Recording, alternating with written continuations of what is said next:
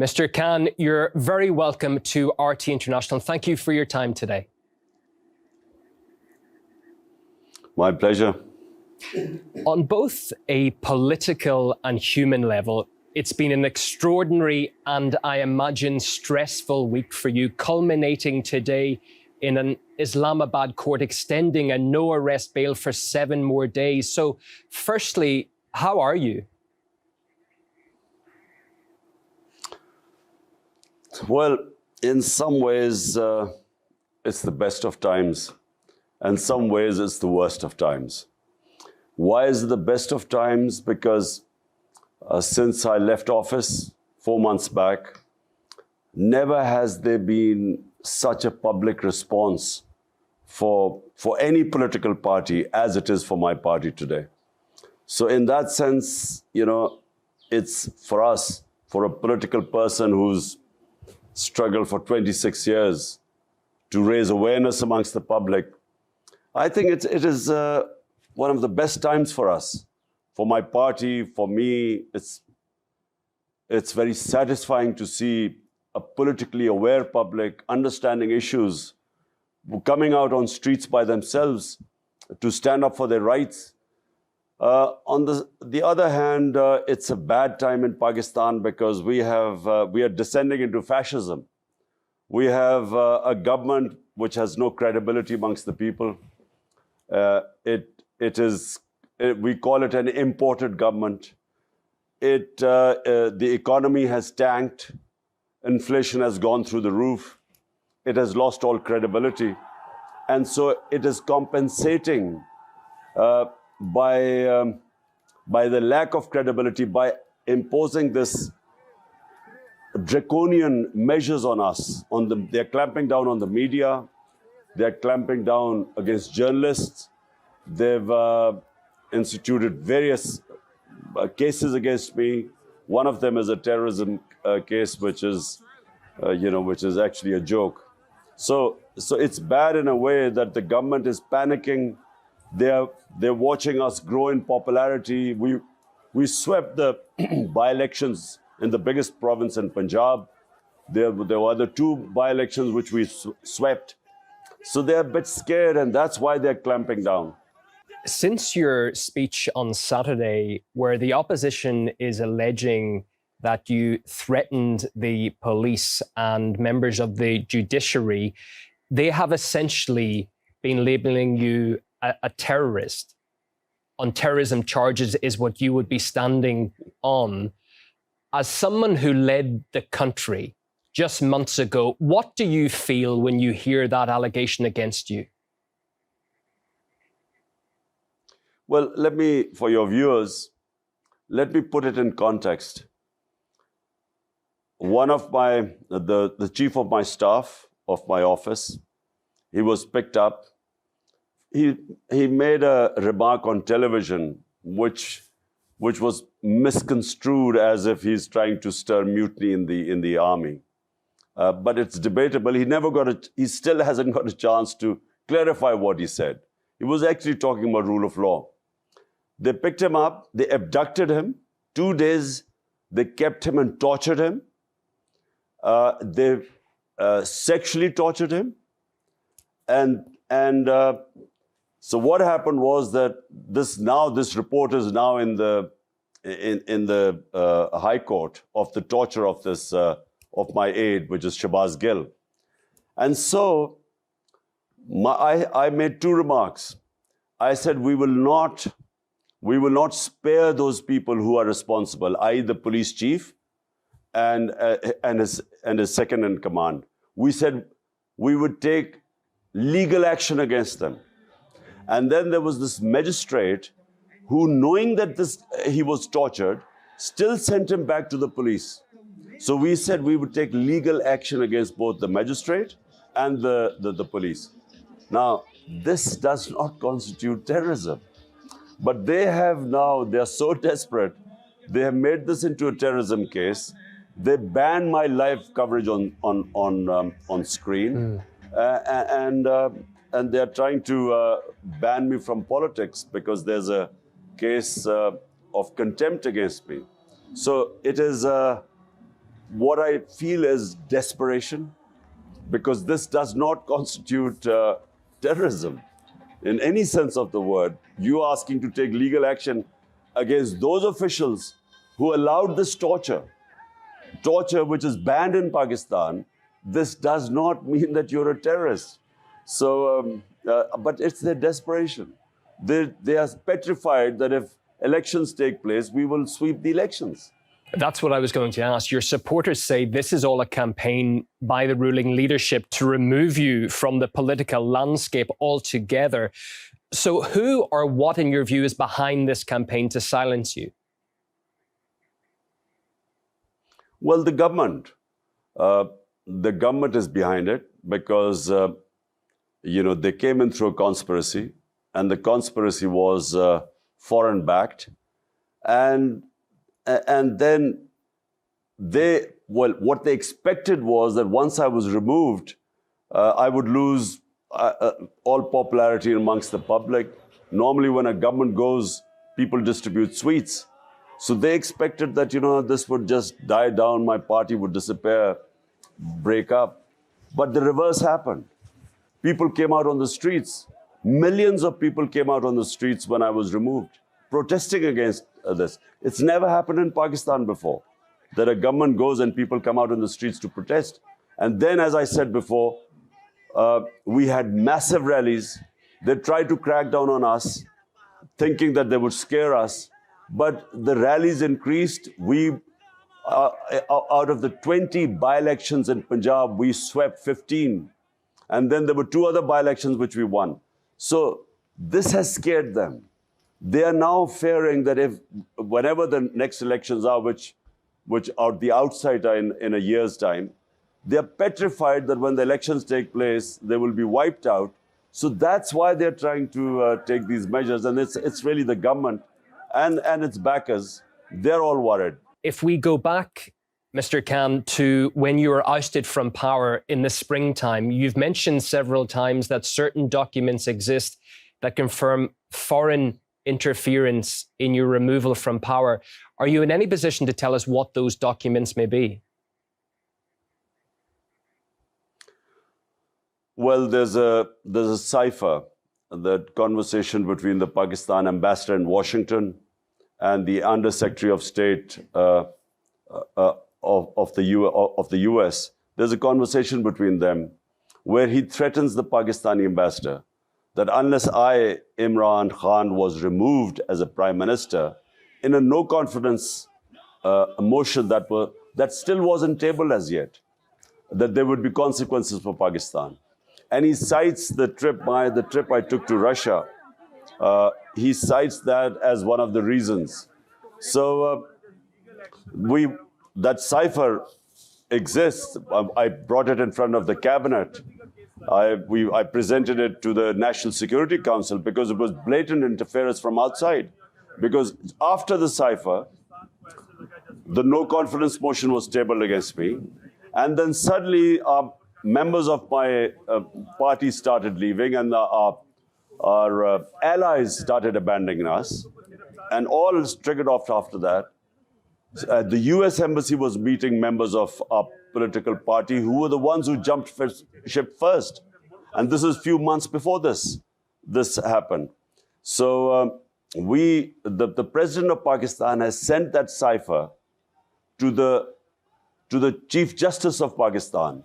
And he's asked him to conduct an inquiry into this foreign interference, into this regime change. The West has made many attempts to pressure Pakistan to change its neutrality on the Ukraine conflict. Why do you think that bothers them so much? Isn't one of the main pillars of Western democracy the right to determine a national path, so countries like Pakistan can make their own choices in their own national interests? Well, look, countries' foreign policy must be for the benefit of their own public. 220 million Pakistanis elected me. My priority had to be what is good for them. Their benefit, their rights, their interests. That has to be my priority. And so when I took the trip to Russia, and this was all the stakeholders were on board, the idea was that we would improve our relationship with Russia, and we would, we have trading links with Russia. We want to improve the trading links. We had already, there was a pipeline, a gas pipeline was being planned 5-6 years back before I came to power. So we wanted to cement that contract, and then we wanted to buy cheaper oil from Russia, as well as wheat, because we have to buy about 2 million tons of wheat. There's a shortage in Pakistan. But more importantly, at this time, when the commodity super cycle was taking place, when the energy prices were sky high, we wanted to buy cheaper Russian oil like India. India is buying 30 to 40% discount rate oil from Russia. So we wanted to do the same, because 100 million Pakistanis are vulnerable. 50 million below the poverty line, 50 million just above the poverty line. So when the prices go up, when inflation bites in Western countries, they just have a drop in their standard of living. In our country, people go below the poverty line. They can't have 2 square meals a day. So my interest was the people of Pakistan. And obviously this didn't go down well. Western countries are trying to isolate Moscow and make it a pariah. But the outcomes, I would suggest, are pretty negative for everyone involved when you sanction a country like Russia. The energy crisis in Europe now proves the point. Is that fair towards Russia? And why does the West attempt to drag Pakistan into this? You see, the problem, developing countries like ours, the problems we face, the biggest problem is that Western countries expect their problems to become our problems.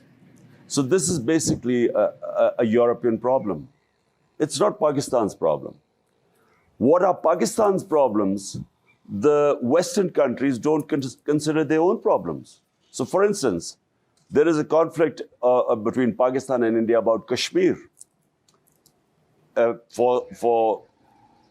Since 1948, there's a UN Security Council resolution which makes Kashmir a disputed territory between Pakistan and India. And the people of Kashmir, through a plebiscite, were supposed to decide whether they wanted to be with India or Pakistan. And in the last 30 years, 100,000 Kashmiris have died in this struggle for independence. So whenever we go to world forums or we talk to the Western country leaders, we talked about what's happening in Kashmir, human rights abuses. India has taken away the statehood of Kashmir in 2019 August, and unconstitutionally, illegally, yet no one responds to this. No one thinks of sanctioning India, no one thinks of condemning India. Yet when this is a European conflict, forget about the morality of the conflict. But the fact is, it is not Pakistan's conflict. Yet they want us to take a position on this and condemn Russia. My point is that condemning Russia, you have to have the luxury to condemn countries on moral issues. We don't have that luxury. Condemning countries can cost our people a lot. It can push people below the poverty line. Therefore, we want the luxury to be neutral. And that's what we want, I think, and that's what India did. India is a strategic partner of the US, and yet it is trading with Russia. It's buying their oil, and it stays neutral. Can Pakistan withstand that pressure, though? Can it stand up and say, it's not necessary to choose sides, we're going to act in our own national interest first? That's what every country should have the right to do. If you have 100 million people who are vulnerable, they should become your priority. And we should be able to tell a superpower like the United States that, look, we would like to take positions, but unfortunately, our situation does not allow us to take positions. So allow us the luxury to be neutral. We became a partner, just for the RT viewers. We joined the US war on terror terror after 9/11. We became their partner. The total number of people who died in the Twin Towers, the tragic event, the terrorist attack that took place at Twin Towers, were less than 3,000. Pakistan, when it participated in the US war on terror, 80,000 Pakistanis were killed. Our country was devastated. 3.5 million people were internally displaced. We had over $100 billion lost to the economy. So Pakistan paid a huge price for participating in someone else's war. And my point is that we should not, countries which have huge amounts of poverty like our countries, vulnerable people, who should be our main priority, we should not be forced into other people's conflicts. Is the fact that the West is blaming Russia for all of the energy woes around the world right now, is that a little bit too convenient? You see, frankly, I don't believe resolving issues through conflicts. Although, there are two sides of the argument in this, in the Ukraine-Russia conflict. When I met President Putin, he talked about security of Russia, which was his biggest issue.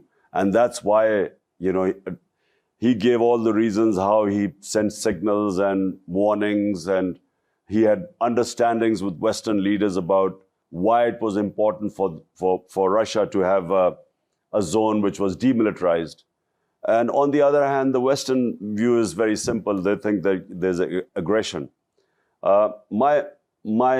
I have always inherently believed that military solutions are always counterproductive, because I always believe that you go into a conflict to resolve one issue, and then a military intervention leads to other issues. And so I've opposed basically the Iraq war. I opposed the war in Afghanistan.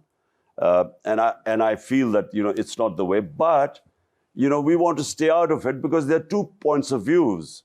The one Russian point of view and one is the European point of view. And so people like us, countries like us, should have the luxury of staying out of it. You have been criticized for being too close to Russia and President Putin. How is your relationship now with Vladimir Putin? Well, I've only met President Putin twice. Once was at a conference in Bishkek, and the second time was this meeting.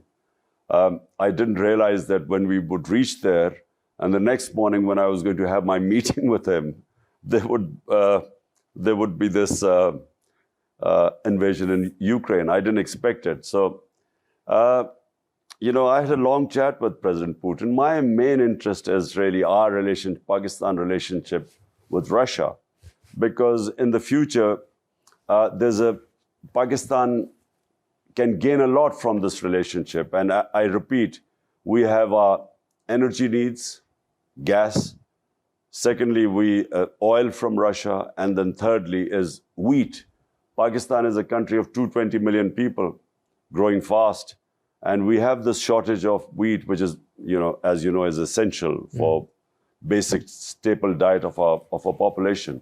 So my whole idea was cementing our relationship in these terms, in trading terms, mutually beneficial for both. If we can return to your situation now, sir, if you stand trial in the High Court next week and are convicted, you would be disqualified for life from politics, as no convicted person can run for office. But is going to court something you will have to do at some stage if you want to become Prime Minister again? Look, I don't know how the court is going to do this. I mean, even any court, how are they going to convict someone for saying that they would take legal action against those responsible for perpetuating torture, custodial torture? It's banned. So how is anyone going to ban me on terrorism because I'm saying that there's custodial torture and we will take legal action against those responsible? That's exactly what I said. How can anyone be banned for this? How can anyone be even convicted for terrorism for saying that? So I don't know what they will. I think if they go that far, I just think that there will be a huge commotion in the country. People are never going to accept it. You mentioned you were barred from the airwaves, sir. Does not having access to television, does that affect your fight and your supporters' fight greatly? Because I know your social media presence is huge, 17.5 million followers on Twitter, for instance. Do you need to be on television at all? Well, social media, that's something which all fascist regimes that try to clamp down on information, it's very difficult for them to clamp down on social media. And they have tried. I mean, this government, during my speech, they tried to, they disrupted YouTube for a while because they'd banned me on television. So on YouTube, they tried to cause disruption. But it's very difficult. I mean, this lengths they will have to go to clamp down on social media is going to be very difficult. Even media, I think, for a while, for some time, they might just temporarily they've clamped down on it. But electronic media eventually depends on viewership.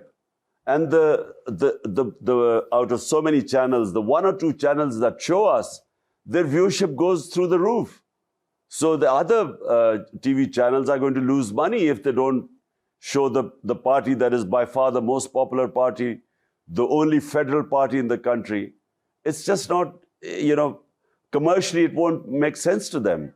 So I don't think the government is in a fix. They're panicking, and in panic they're taking these ridiculous fascist measures. But this is no solution.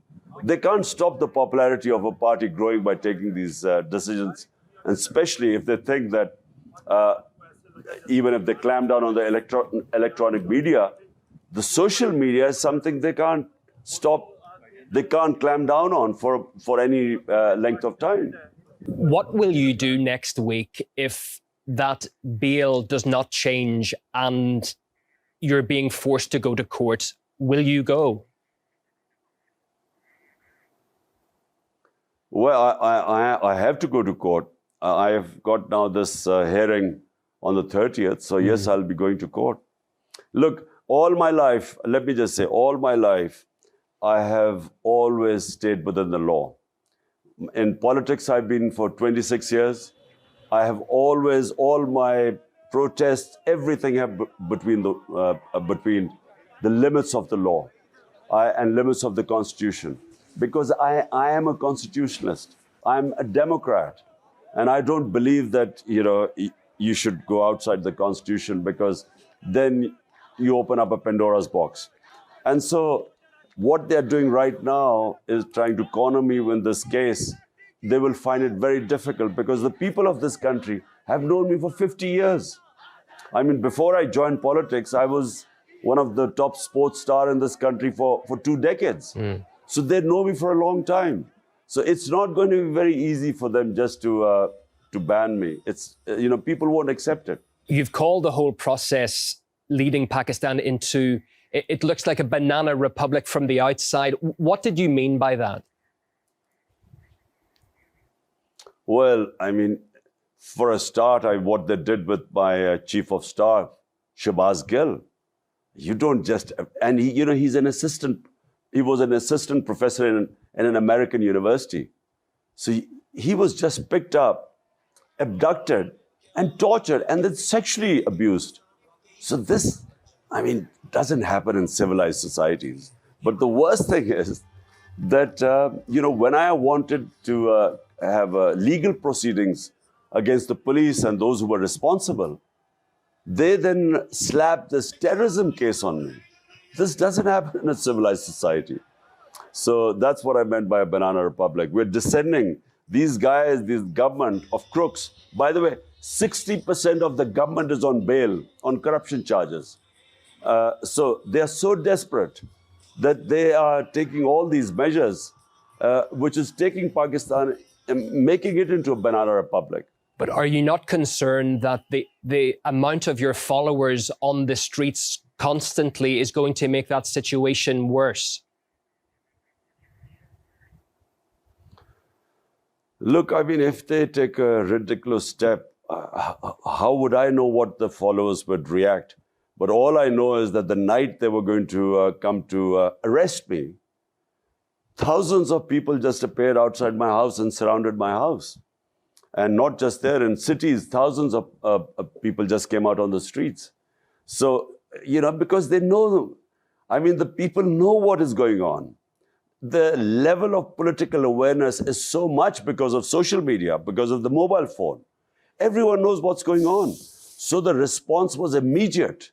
The moment my arrest warrants came out, the response just was immediate in the streets. So, if they go the same direction, I can't say what will happen, but I feel that there will be immense, huge, unprecedented street protests.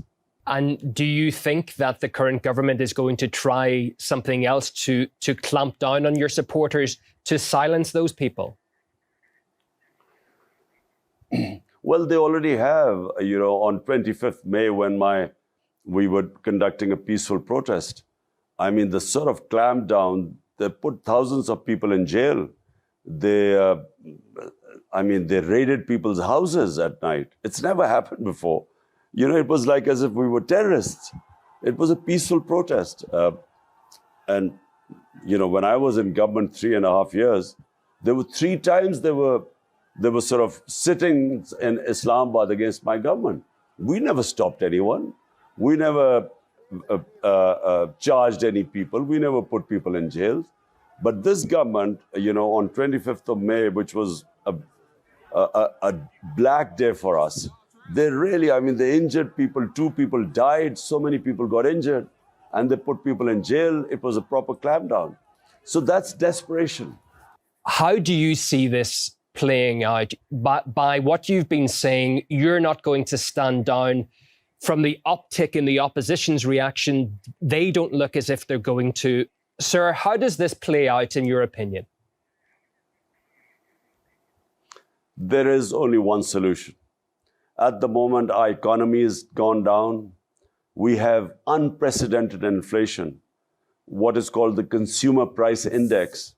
When we were in power, and remember, this is despite the commodity super cycle all over the world, ours was 16%. Today, the consumer price index has crossed 42%. So inflation has gone through the roof. People are hurting. The electricity prices, when the electricity bills came, there are protests going all over Pakistan. People can't afford electricity. It's again more than doubled since we left. In 4 months, it's more than doubled. So the inflation has hit the sky. Economy is tanking. Our exports are going down. There's unemployment now because the industries are closing because of these heavy costs and unpredictability. So the only solution where Pakistan is today are free and fair elections. Nothing else is going to resolve this problem. There's political instability in Pakistan, which means that the economy won't stabilize. Economic stability depends on political stability. And right now, our economy is tanking. There's no one knows what's going to happen in the 1 month, 2 months from now. Okay. And so the only solution, as I repeat, is only solution to get political stability are free and fair elections. Well, we thank you greatly for coming on RT International and sharing your views with us today. Imran Khan, former Prime Minister of Pakistan, thank you for your time and your thoughts.